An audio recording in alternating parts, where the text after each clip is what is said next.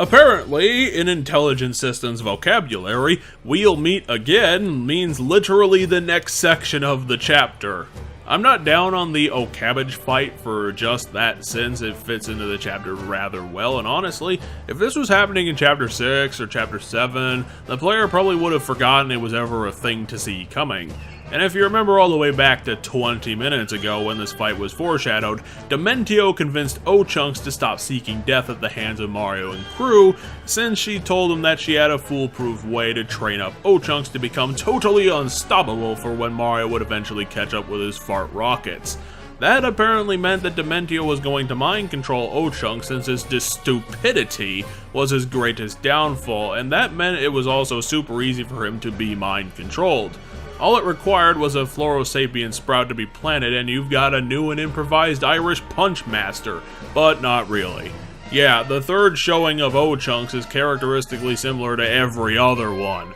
Dementio still decides to set up the arena in Dimension D again, which shows a lack of faith in her own manipulation of O-Chunks, and the only real change between O-Chunks and O-Cabbage is that O-Cabbage is a bit faster and has some new jumps and tackles to his already existing repertoire of throw shots that never work, because it's almost impossible to grab Mario Master of the Flea technique. The fight getting faster makes it slightly more interesting as a challenge, but since O-Cabbage is such a huge target for Thoreau and has long stun locks, it's still not a real problem, especially with his still flawed use of the ground pound, which throws a glowing target on his face. Just keep on your toes for the 2 minutes that the fight takes and you should be perfectly fine. The boss fight is still pretty short even with O'Cabbage's higher health bar, but since there's no gimmick to this fight, all it is a straight up throwdown with a couple special moves rather than the quirky puzzles of the end chapter fights. But now that it's over and Mario was saved from a second phase via O'Chunks' warrior code,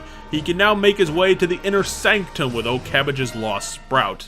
Hat thing. It acts like a Zelda item, so it works for me, and it works for the full body scanner that Mario can now get past to find the king and end the war with ultra violence, so stay tuned for that as we move along in Chapter 5.